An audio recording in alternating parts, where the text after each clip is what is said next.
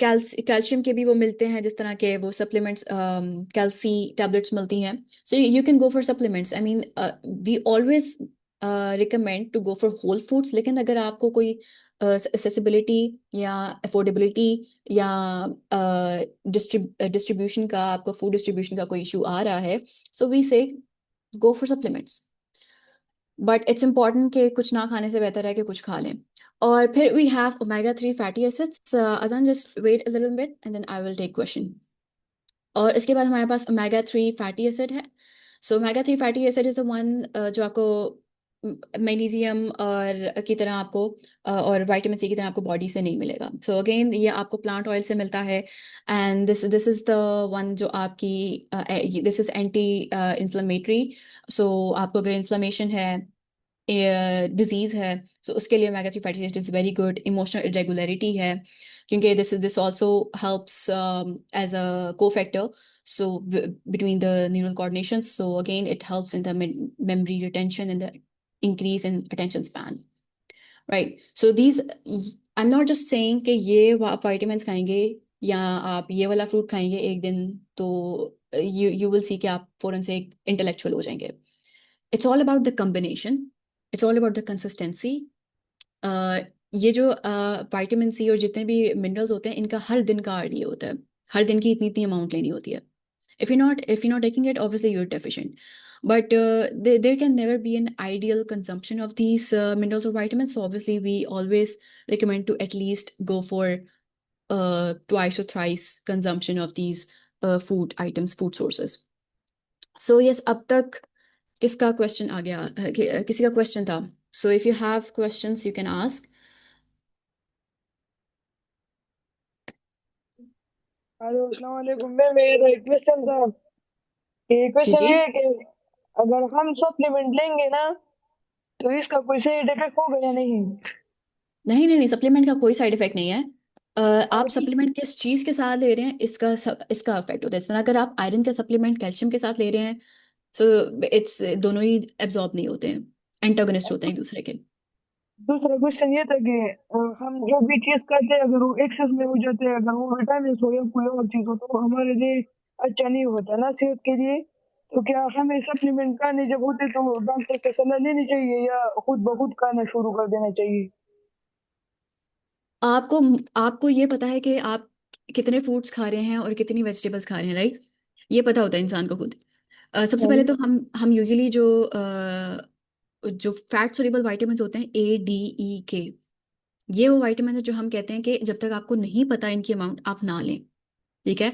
लेकिन कुछ जो होते हैं वाटर सोल्यूबल विटामिन्स, वो ऐसे विटामिन्स होते हैं कि आप लेते हैं और वो अगर एक्सेस में भी हो गए तो वो बॉडी से निकल जाते हैं, जिसमें बी विटामिन्स भी उसमें आते हैं।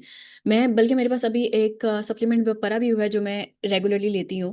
सो I always take my supplements, जिसमें water soluble supplements basically. So there is a category of supplements of vitamins as well. अगर आप फैट सोल्यूबल विटामिन ले रहे हैं तो ऑलवेज पहले अपना टेस्ट कराएं, उसके बाद उनको लें। अगर आप वाटर सोल्यूबल विटामिन्स ले रहे हैं, they gonna excrete out with urine with water. ठीक है, पानी के साथ निकल जाएंगे। ओके। ठीक है। सो वी हैव कितना टाइम है अभी हमारे पास? It's 6:30, we only have half hour, so let's अस्सलाम मूव वालेकुम ऑन। मैम। जी जी। मेरा वालेकुम एक सलाम। क्वेश्चन है। जी जी। मेरा क्वेश्चन ये है कि हम जब स्ट्रेस में होते हैं तो हमारा सिंपैथेटिक नर्वस सिस्टम क्यों हाई हो जाता है? कौन सा नर्वस सिस्टम? सिंपैथेटिक। सिंपैथेटिक। या सो जब आप स्ट्रेस सिचुएशन में हैं, you are in a flight and fight response. As I mention कि कॉर्टिसोल और catecholamines hormones are doing their function. They are doing आपका ब्लड से लेके, बीपी से लेके आपका शुगर तक, आपके मसल्स तक, देर लिंकिंग एवरीथिंग टुगेदर अप। सो उनके कॉन्सिक्वेंसेस की वजह से, अगेन यू सेड कि सिंपैथेटिक नर्वस सिस्टम क्यों एक्टिव हो जाता है, right? Ji ji. Yeah, so obviously it's because of the hormones, cortisol and catecholamines hormones.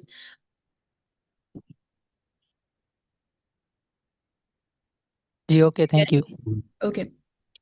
So right, so पहले हमने पहले हमने पढ़ा था कि पहले मैंने क्वेश्चन किया था आपसे कि आप कि how does stress affect you, right? यही क्वेश्चन था मेरा, या कि what are the challenges that you face because of stress.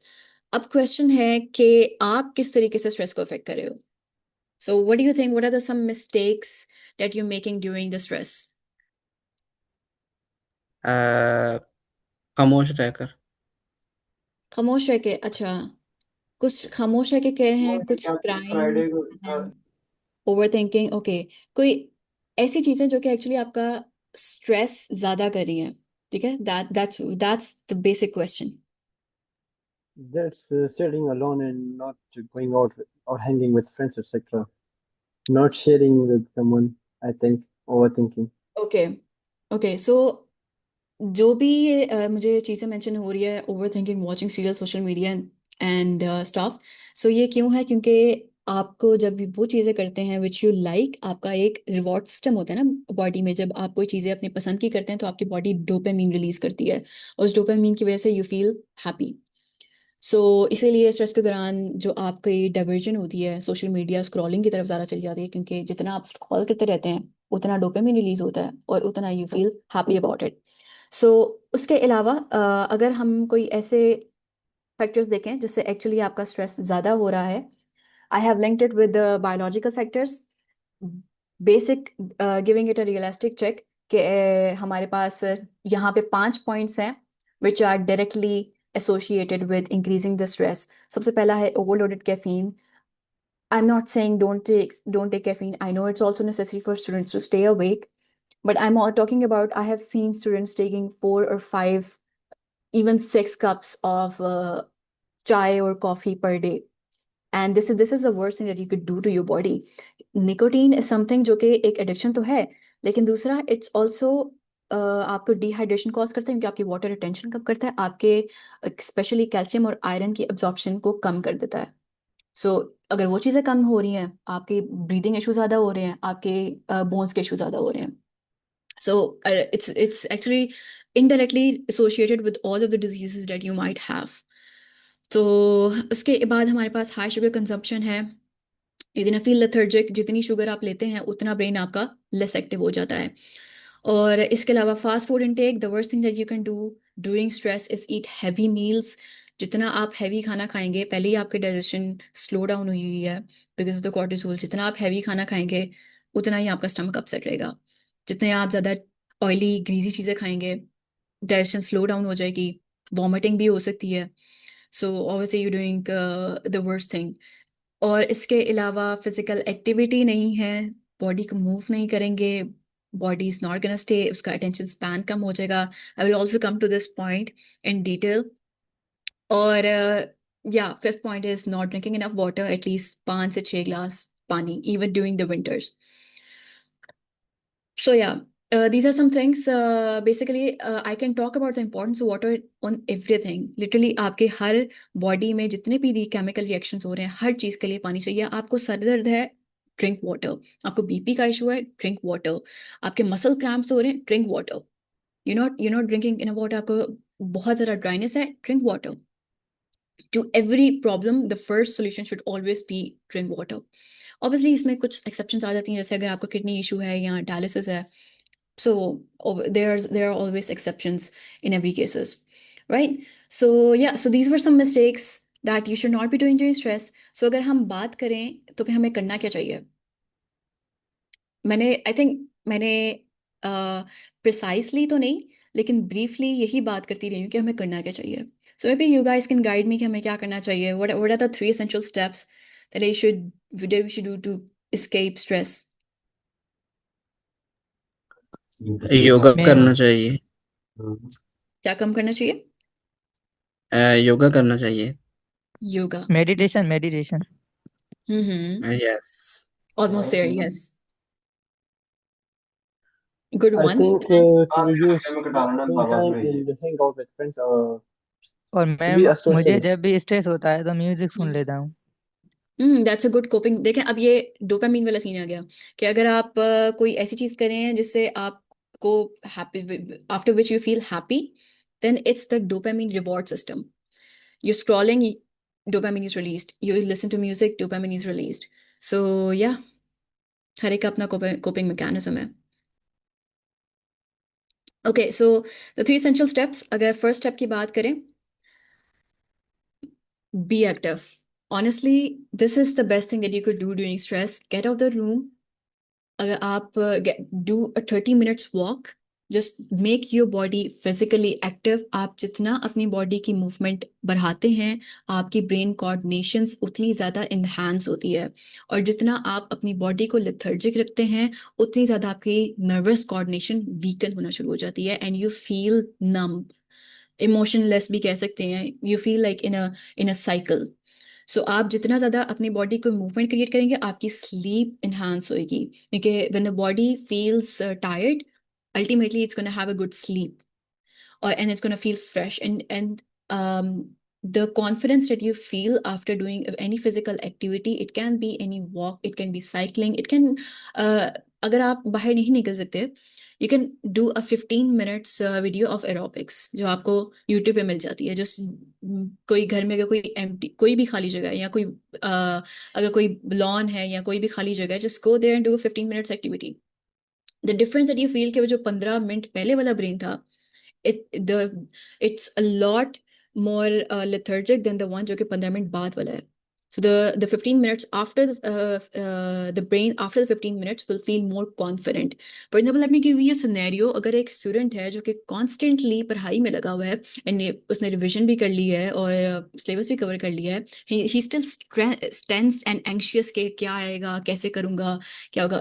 Then there is another student जिसने, yes, he did the revision as well, he did the syllabus, but then paper से पहले he did walk, a 30 minute walk, या पढ़ाई के दौरान, study के दौरान he did some walk and some meditation or some yoga that you mentioned, or any physical activity that kept him active. So he will sit in the same class with more confident. He will feel more focused. आपका attention span increase हो जाता है. So the best thing that you could do for yourself is any physical activity, any sort of physical activity per day or every 2 other day. It depends on you or your convenience. So yes, the first way to escape stress should always be to do any physical activity. And the second is sleep well.